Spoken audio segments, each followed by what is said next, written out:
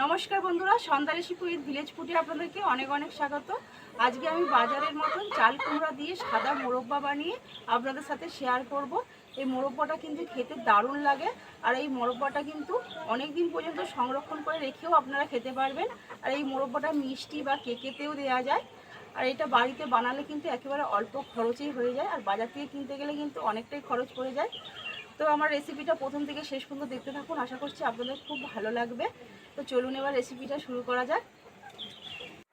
দেখুন বন্ধুরা, মোরব্বা বানানোর জন্য এখানে আমি একটা গোটা চাল কুমড়া নিয়েছি। আর দেখুন বন্ধুরা, চাল কুমড়োটা কিন্তু একবারে পাকা নিতে হবে। পাকা চাল কুমড়ো না হলে কিন্তু মোরব্বা একদম ভালো হয় না। দেখুন বন্ধুরা, পাকা বুঝবেন কি করে? দেখুন এই যে চাল কুমড়োর গায়ে যে সাদা হয়ে গেছে, এই দেখুন হাতের মধ্যে দেখুন ঘষতে উঠছে এই যে সাদা সাদা, এইরকম হলেই বুঝতে পারবেন যে চাল কুমড়োটা খুব ভালোভাবে পেকেছে। আর চাল কুমড়া কিন্তু এই শীতের সময়ই পাকে। এবার চাল কুমড়োটা আমি কেটে নেব।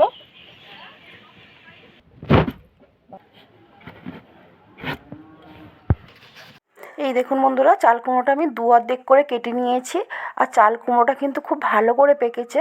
দেখুন এর বীজগুলো দেখলেই বোঝা যাবে।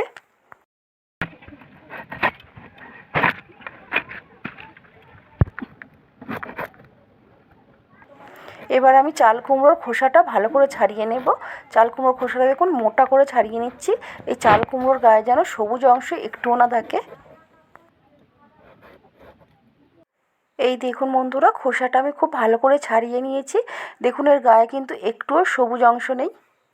এবার দেখুন এই চাল কুমড়োর এই যে মাঝখানে যে নরম অংশটা আছে, এইটা পুরো বাদ দিয়ে দেবো। এই নরম অংশটা কিন্তু নিলে হবে না।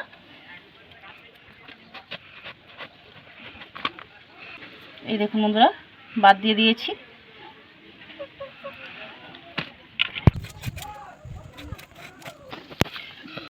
এই দেখুন বন্ধুরা, আমি সবগুলোর খোসা ভালো করে ছাড়িয়ে নিয়েছি। আর সামনের অংশটাও দেখুন সবগুলোর বাদ দিয়ে দিয়েছি।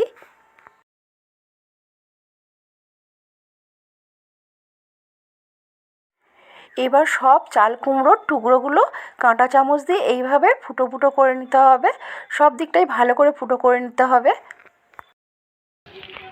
এই দেখুন বন্ধুরা, কাঁটা চামচ দিয়ে ভালো করে ফুটো ফুটো করে নিয়েছি। আর এই সাইডগুলোও ভালো করে ফুটো করে নেবেন, কোনো দিকটাই বাদ দিলে হবে না, সব দিকটাই কিন্তু ফুটো করে নিতে হবে। আর এটা দেখুন কতটা নরম হয়েছে, দেখুন দেখুন এটা, এই দেখুন বন্ধুরা কতটা নরম হয়েছে। এবার আমি এইগুলো সরু সরু করে কেটে নেব।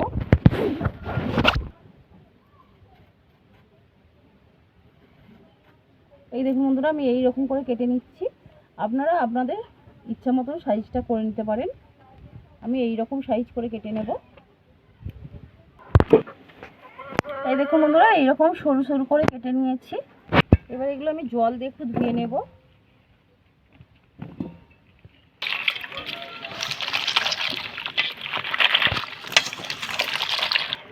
এই দেখুন বন্ধুরা, ভালো করে চটকিয়ে ধুয়ে নিয়েছি। এবার আমি জল থেকে ছেঁকে তুলে নেব।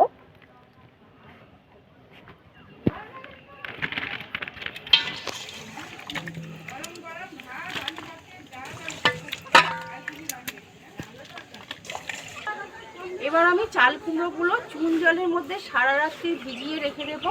এখানে আমি পানের মধ্যে যে চুন দিয়ে খাই সেই চুন নিয়েছি। এই চুন কিন্তু আপনারা মুদিখানা দোকানে বা পান দোকানে খুব সহজেই পেয়ে যাবেন। এই দেখুন বন্ধুরা, চুনটা আমি এই জলের মধ্যে গুলিয়ে নেব।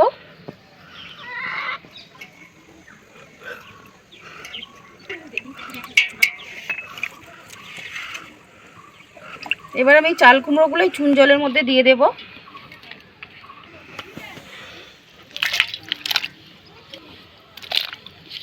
এই দেখুন বন্ধুরা, চাল কুমড়ো সব টুকরোগুলো চুন জলের মধ্যে দিয়ে দিয়েছি। আর দেখুন বন্ধুরা, জলটা একটু আমি বেশি করে দিয়েছি যাতে চাল কুমড়ো টুকরোগুলো জলের মধ্যেই ডুবে থাকে।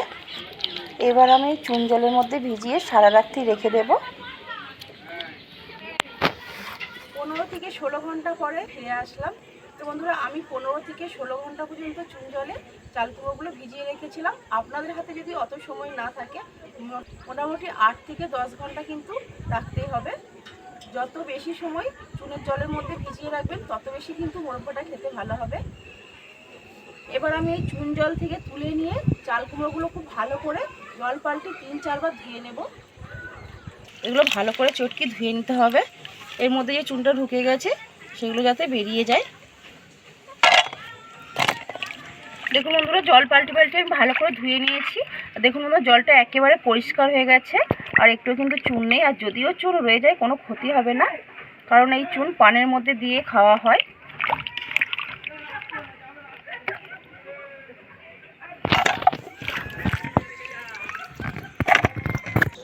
এবার আমি চাল কুমড়োটা সেদ্ধ করে নেব। দেখুন বন্ধুরা, চাল কুমড়ো সেদ্ধ করার জন্য কড়াই আমি জল বসিয়ে দিয়েছি। ওই জলের মধ্যে এবার চাল কুমড়োগুলো দিয়ে দেব।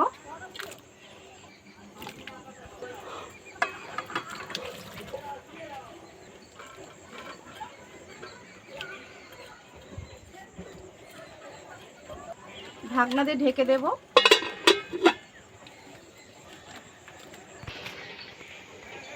দেখুন বন্ধুরা, চাল কুমড়োটা আমি 20 থেকে 25 মিনিট সেদ্ধ করে নেব। আর চাল কুমড়োটা এদিকে সেদ্ধ হতে থাক, ততক্ষণে আমি চিনিটা শিলে গুঁড়ো করে নেব। চাল কুমড়ো এখানে আমি 1 কেজি নিয়েছি, সেই জন্য এখানে চিনিও 1 কেজি লাগবে। তো এখানে আজকে আমি 500 চিনি নিয়েছি, 500 চিনি আমি শিলে গুঁড়ো করে নেব। 25 মিনিট হয়ে গেছে, এবার ঢাকনাটা খুলে দেখে নেব।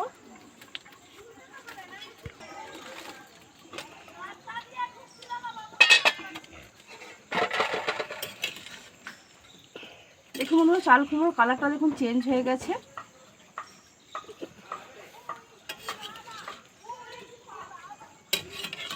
এবার আমি এই চাল কুমড়োটা ঢেলে নেব।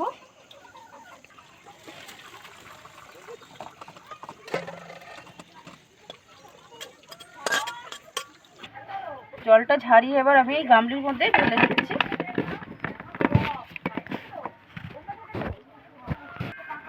এবার যে চিনিটা আমি গুঁড়ো করে নিয়েছিলাম, এই চিনিটা এই গরম অবস্থাতেই দিয়ে দিতে হবে, তাহলে চিনিটা গলে যাবে।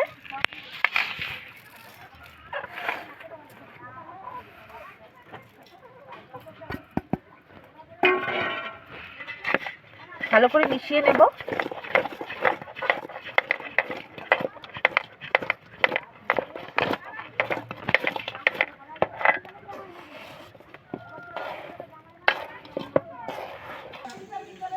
এইভাবে চিনি মাখিয়ে আমি সারা রাত রেখে দেবো। সারা রাত রেখে দিলে এই চাল কুমড়ো থেকে জলটা বেরিয়ে যাবে, আর এই চিনির বৃষ্টিটা এই চাল কুমড়োর মধ্যে ঢুকে যাবে। তাতে কিন্তু মোরব্বাটা খেতে কিন্তু দারুণ হবে। একটু সময় লাগবে, কিন্তু খেতে দারুণ হবে মোরব্বাটা। দেখুন বন্ধুরা, সারা রাত চিনি মাখিয়ে রাখার পর কতটা জল বেরিয়ে গেছে। দেখুন দেখুন কতটা জল বেরিয়ে গেছে। এবার আমি এই চাল কুমড়োগুলো জল থেকে ছেঁকে তুলে নেব।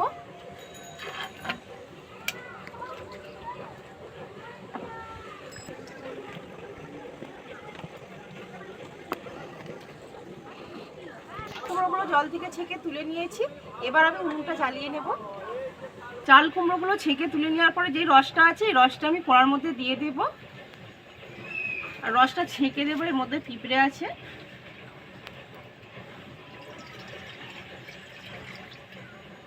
কালকে 500 চিনি গুঁড়ো করে মাখিয়ে রেখেছিলাম, আর আজকে আমি এখানে আবার 500 চিনি নিয়েছি। চিনিটা এবার আমি কড়ার মধ্যে দিয়ে দেব।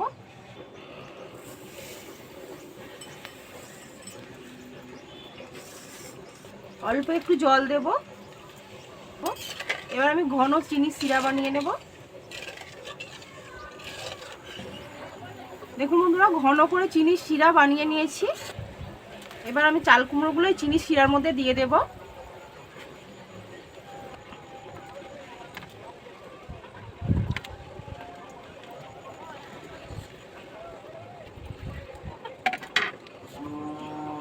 এবার আমি চাল কুমড়োগুলো চিনি শিরার মধ্যে ভালো করে নাড়াচাড়া করে চিনি শিরাটা একটু শুকনো শুকনো করে নেব।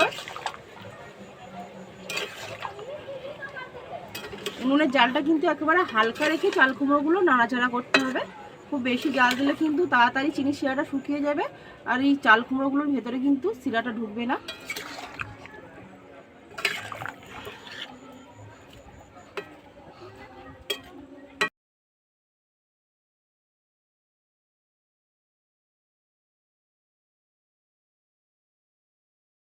দেখুন বন্ধুরা, নাড়াচাড়া করে দেখুন একেবারে শুকিয়ে এসেছে, হালকা একটু রস আছে। যখন দেখবেন নাড়তে নাড়তে একটু টাইট বলে মনে হবে, এই সময় কোড়াটা উনুন থেকে নামিয়ে নিতে হবে। না হলে কোড়ার মধ্যে যদি পুরো রসটা শুকনো করে নিই, তাহলে কিন্তু এই চাল কুমড়োর গা থেকে চিনির মতন ঝরে যাবে।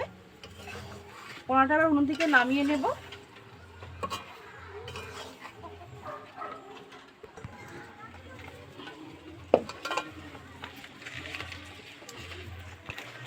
কড়াটা উনুন থেকে নামিয়ে নিয়ে কিন্তু এইভাবে নাড়াচাড়াই করে যেতে হবে। নাড়াচাড়া করতে করতে একেবারে শুকিয়ে যাবে। দেখুন বন্ধুরা, নাড়াচাড়া করতে করতে দেখুন একবারে শুকনো হয়ে গেছে, আর চাল কুমড়োর গাগুলো দেখুন সাদা হয়ে যাচ্ছে। আর একটু নাড়াচাড়া করে নেব, একেবারে শুকনো হয়ে যাবে। দেখুন বন্ধুরা, নাড়াচাড়া করে একবারে শুকনো করে নিয়েছি। এর গায়ে কিন্তু আর একটু রস রস মতন নেই, একেবারে শুকনো হয়ে গেছে। এবার আমি এগুলো প্লেটের মধ্যে তুলে নেব। এবার প্লেটে আমি একটা একটা করে তুলে নেব।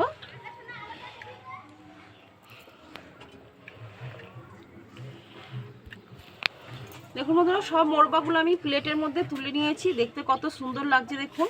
এই মোরব্বাগুলো কিন্তু ওপর থেকে কিন্তু মুচমুচে হয়, আর ভেতরটা কিন্তু খুব সুন্দর রসালো। তো আপনাদেরকে আমি একটা কেটে দেখাচ্ছি ভেতরটা কেমন রসালো হয়েছে। এই দেখুন বন্ধুরা, ভেতরটা দেখুন কত সুন্দর রসালো, দেখুন ভেতরটাই। আর ওপরটা কিন্তু একদম মুচমুচে।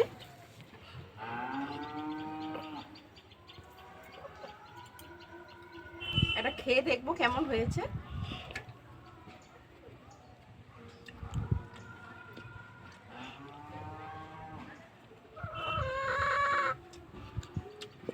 সত্যি বন্ধুরা দারুণ হয়েছে খেতে।